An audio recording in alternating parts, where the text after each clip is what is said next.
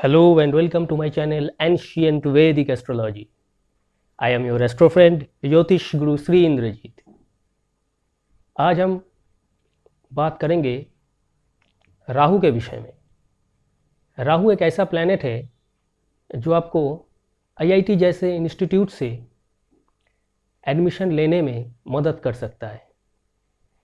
सिर्फ आईआईटी ही नहीं, आईआईटी जैसे जितने भी प्रीमियर इंस्टीट्यूट है, दुनिया के जितने भी नामचीन इंस्टीट्यूट है, चाहे वो कैलटेक हो, ऑक्सफोर्ड हो, हार्वर्ड हो, एमआईटी हो, ऐसे नामचीन इंस्टीट्यूट से पढ़ने में राहु आपकी मदद कर सकता है। आप लोगों में से बहुतों का ये आइडिया है कि जुपिटर जो कि देवगुरु है वो उच्च शिक्षा में मदद करता है। नो डाउट, इसमें कोई शक नहीं है कि जुपिटर एक ऐसा ही प्लैनेट है, लेकिन जुपिटर जो भी ज्ञान देता है वो डिवाइन है, उसके साथ डिवाइनिटी अटैच्ड है। आईआईटी का डिवाइनिटी के साथ कोई लेना देना नहीं है। आईआईटी या जेईई एडवांस्ड एक टफ एग्ज़ाम है, दुनिया के टफेस्ट जितने भी एग्ज़ाम है उसमें से एक एग्ज़ाम है। तो इस एग्ज़ाम को क्रैक करने के लिए आपको राहु जैसा एक टेक्नोलॉजिकल प्लैनेट की मदद की ज़रूरत है। आज step by step example chart के ज़रिए आपको एक्सप्लेन करने की कोशिश करेंगे। वीडियो को अंत तक पूरा देखिए और कोई डाउट है तो कमेंट करके बताइएगा। सबसे पहले राहु है क्या, इसके बारे में थोड़ा नॉलेज होना चाहिए। राहु एक टेक्नोलॉजिकल प्लैनेट है, सिविलाइजेशन को आगे बढ़ाता है राहु। जो भी सिविलाइजेशन में डेवलपमेंट होता है, पिछले ज़माने से लेके आज तक जितना भी डेवलपमेंट हुआ है, मोबाइल फ़ोन को ही ले लीजिए। पहले क्या था, बटन दबाने वाला फ़ोन, उसके बाद टच फ़ोन आ गया, उसके बाद स्मार्टफोन आ गया, एंड्रॉयड आ गया, एंड्रॉयड का नया नया वर्जन्स आ गया। अब क्या हो रहा है, अब नए नए फीचर्स ऐड हो रहा है। किस फ़ोन में 20 मेगापिक्सल कैमरा है तो किसी में 50 मेगापिक्सल है, किसी में 100 मेगापिक्सल है। तो फीचर्स ऐड हो रहा है, इसका अंत क्या है किसी को नहीं मालूम। ऐसा डेवलपमेंट होता ही रहेगा, यही है सिविलाइजेशन। और ये सिविलाइजेशन में नया नया चीज़ खोज के निकालना, नया रिसर्च, नया टेक्नोलॉजिकल डेवलपमेंट, ये होता है राहु। इसका अंत कहाँ है किसी को नहीं मालूम। नया चीज़ रिसर्च करके इंसान जो भी निकालता है, आखिर में वो कितना हेल्पफुल होगा। कुछ लोगों का कहना है कि इससे ज़िंदगी आसान बनता है। वाकई क्या आसान बनता है? ज़रा गौर के सोच के देखिए। आपने जो भी टेक्नोलॉजिकल सामान इस्तेमाल करना शुरू किया, उससे आपका ज़िंदगी और भी कॉम्प्लेक्स हो गया। पहले आप सीधा सोचते थे, अब आप कुछ उल्टा सोचते हैं। आपको एक वर्चुअल दुनिया में कैद कर दिया है। व्हाट्सएप, फेसबुक, यूट्यूब, ट्विटर, एक वर्चुअल दुनिया है आपका। आप आइसोलेटेड हो गए, वैसे भी आप आइसोलेटेड हो गए बाकी दुनिया से। रियल वर्ल्ड से, रियलिटी से आपको आइसोलेट कर देना, एक माया नगरी में आपको ले जाना, ये होता है राहु का काम। और वही तो कर रहा है, रियलिटी से आपको दूर भगा रहा है, आपको वर्चुअल दुनिया में कैद कर दिया है। तो जो भी टेक्नोलॉजिकल डेवलपमेंट हो रहा है, हालांकि टेक्नोलॉजी का सारा डेवलपमेंट गलत नहीं है, होना भी चाहिए। टेक्नोलॉजी का डेवलपमेंट नहीं होगा तो हम भी काम नहीं कर पाएंगे, लेकिन इसका अंत बुरा ही होगा, क्योंकि राहु वही देता है। सिविलाइजेशन में पहले पॉल्यूशन नहीं था, जितना सिविलाइजेशन का डेवलपमेंट हुआ तो पॉल्यूशन आ गया, अंत में विनाश के कगार पर ले जाएगा। रिसर्च करके निकाले हैं ना, कोरोना वायरस पूरा मानव जाति को विनाश के कगार पर ले गया है। अब कुछ भी आप इस्तेमाल करें, कोई भी टेक्नोलॉजिकल डेवलपमेंट हो, इसमें राहु का योगदान है। वही राहु आपको आईआईटी या जेईई एडवांस जैसा एग्जाम क्रैक करने में मदद करता है। अब एस्ट्रोलॉजिकल रूल क्या कहता है, ये तो राहु का नेचर है। राहु टेक्नोलॉजिकल है, सिविलाइजेशन को आगे बढ़ाता है। एस्ट्रोलॉजिकल रूल ये कहता है, राहु का किसी भी बर्थ चार्ट में लग्न के साथ, या तो 5th हाउस के साथ, या तो 9th हाउस के साथ, या तो 10th हाउस के साथ, लग्न भाव, पंचम भाव, नवम भाव और दसम भाव, इन सारे भावों के साथ एक साथ नहीं भी हो सकता है, लेकिन इन सारे भावों से मैक्सिमम भावों के साथ रिश्ता, या तो इन सब भावों में राहु बैठेगा या तो एस्पेक्ट देगा, दृष्टि डालेगा।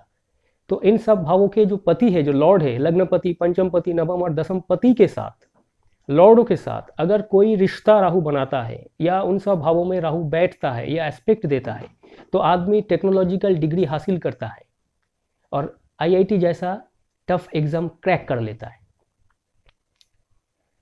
इसमें आपको एक बात ध्यान में देनी चाहिए कि जिस समय वो एग्जाम दे रहा है उस समय की दशा और अंतर्दशा भी थोड़ी सी अनुकूल होनी चाहिए। थोड़ी सी इसलिए मैं कह रहा हूं कि राहु का इस टाइप का पोजीशन वैसे ही अनुकूल है टेक्नोलॉजी पढ़ने में, तो उसके साथ साथ कभी अगर किसी तरह से उसका दशा भी अनुकूल हो जाए थोड़ी सी, अगर दशा और अंतर्दशा काफ़ी खराब है तो हो सकता है प्रॉब्लम हो, तो इस साल ना हो कि वो दूसरी बार रिपीट करता है। बहुत लोग रिपीट भी करते हैं जेई एडवांस जैसे एग्जाम में, लेकिन दशा अंतर्दशा थोड़ी सी भी अनुकूल हो और राहु का पोजीशन ठीक ठाक है तो वो आईआईटी या जेई एडवांस क्रैक कर लेगा। राहु का कुछ कुछ पोजीशन इसमें ज़्यादा मदद करता है। बुध के घर, मरकरी के हाउस में, शनि के हाउस में और शुक्र के हाउस में अगर राहु बैठा है तो इसमें ज़्यादा मदद मिलती है। शुक्र के 2 हाउस है आपके, वृषभ राशि और तुला राशि। बुध के 2 हाउस है, जेमिनी और वर्गो। शनि के 2 हाउस है, मकर राशि और कुंभ राशि। खास करके कुंभ राशि अगर है, राहु कुंभ राशि में बहुत ही शुभ होता है। कुंभ राशि में बैठ के राहु अच्छा ही फल देता है, ये उसका पसंदीदा घर है। तो इस टाइप के हाउस में अगर राहु बैठा है और जो जो भाव मैंने कहा इसके साथ संबंध बनाता है तो राहु आपको टेक्नोलॉजी जैसा फील्ड में कामयाब बना सकता है। ये होगा एक पहलू। अब दूसरे पहलू में आते हैं। दूसरा पहलू है 5th हाउस।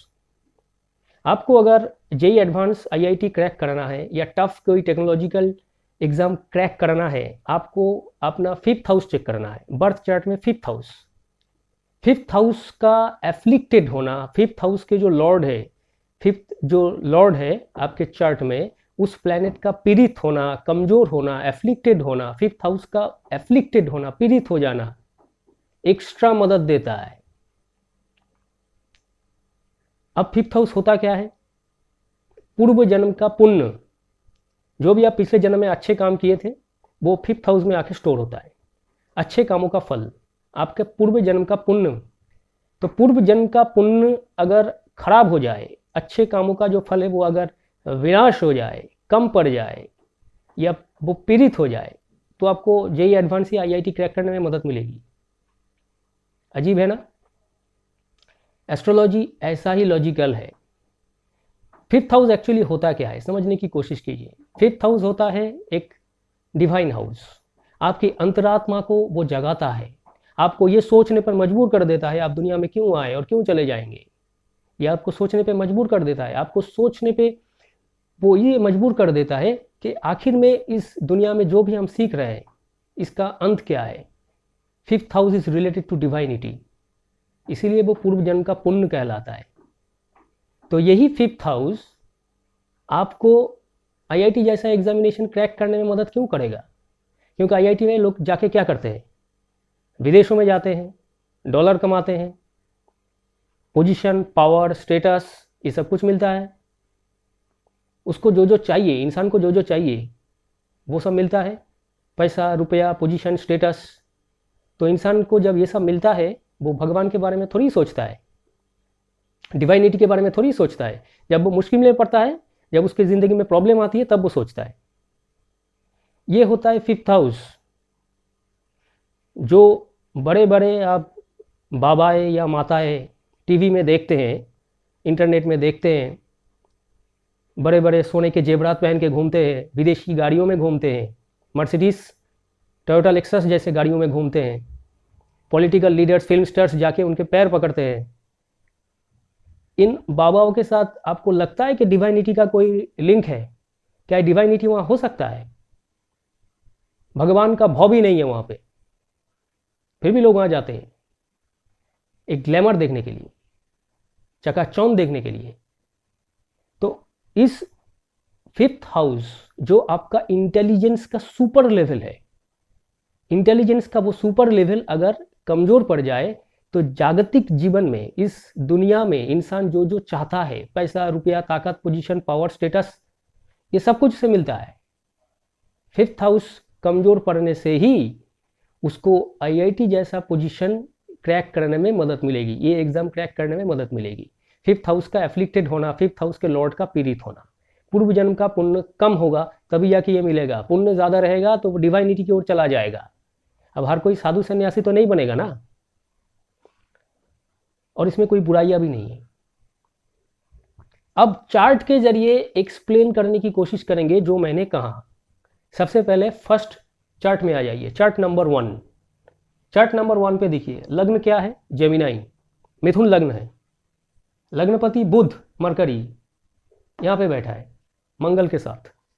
और एक बात आप लोगों को कह दूं, किसी भी इंजीनियरिंग डिग्री हासिल करने में, इंजीनियरिंग पढ़ने के लिए राहु जैसा प्लैनेट जैसे आपको आईआईटी जैसा एग्जाम क्रैक कर सकता है। हर कोई तो आईआईटीआर नहीं बनेगा, और भी बहुत सारे इंजीनियरिंग कॉलेजेस है। इंजीनियरिंग पढ़ने का जो एस्ट्रोलॉजिकल सिस्टम में रूल है वो है ये दोनों प्लैनेट, मरकरी और मार्स, बुध और मंगल, ये दोनों एक साथ आपको इंजीनियर बनाते हैं।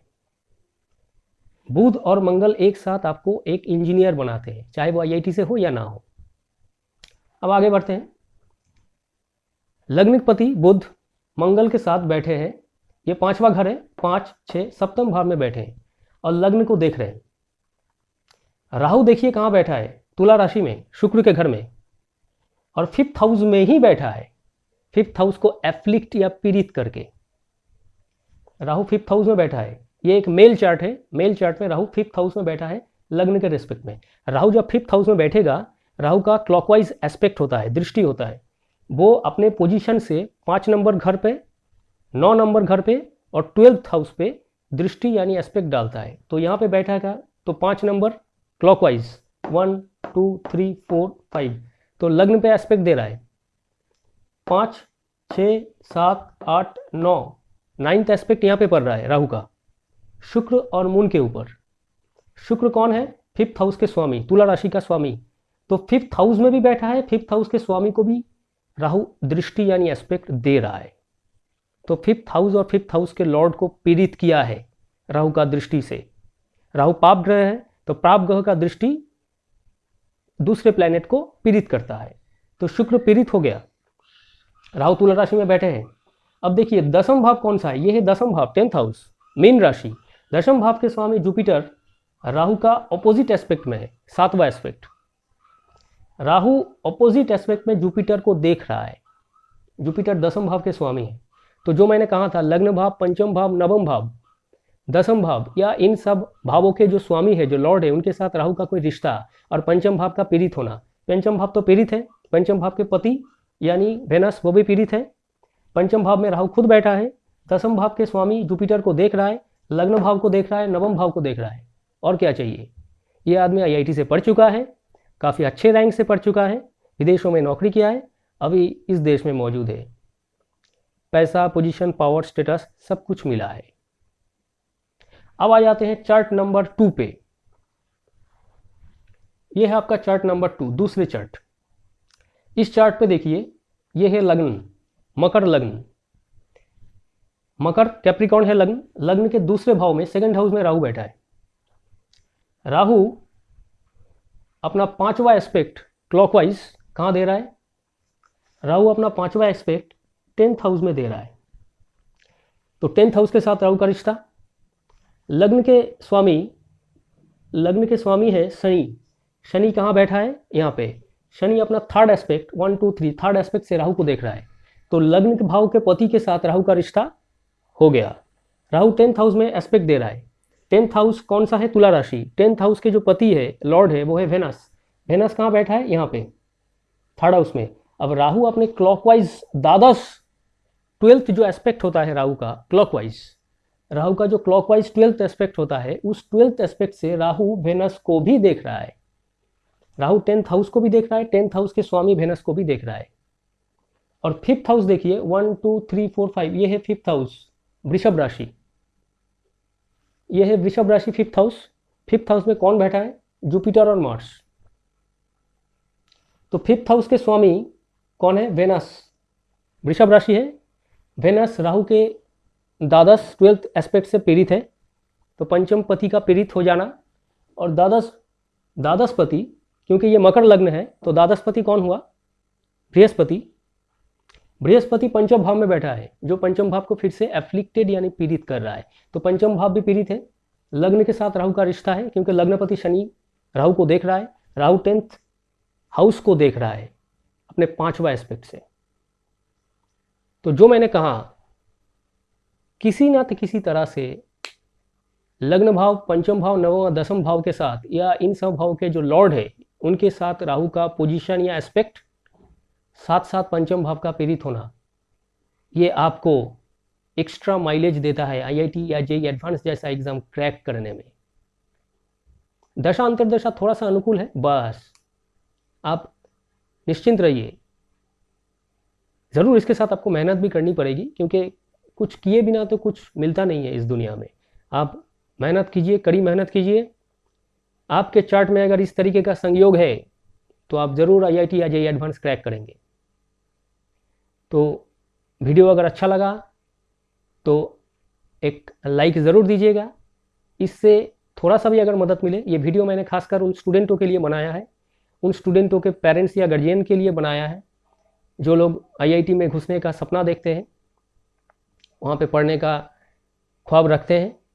उन लोगों को अगर थोड़ा सा मदद मिले, या जो लोग एस्ट्रोलॉजी सीखते हैं उन लोगों को अगर थोड़ा सा मदद मिले, तो वीडियो को शेयर कीजिएगा, एक लाइक ज़रूर दीजिएगा। और आपको कोई प्रश्न है, कोई क्वेश्चन है, तो आप कमेंट बॉक्स में जाके कमेंट कीजिएगा। आप मुझे ईमेल भी कर सकते हैं, मेरा ईमेल आईडी वीडियो के डिस्क्रिप्शन बॉक्स में मिल जाएगा। तो फिर मिलेंगे दोस्तों एक नए वीडियो के साथ। आज के लिए इतना ही, धन्यवाद।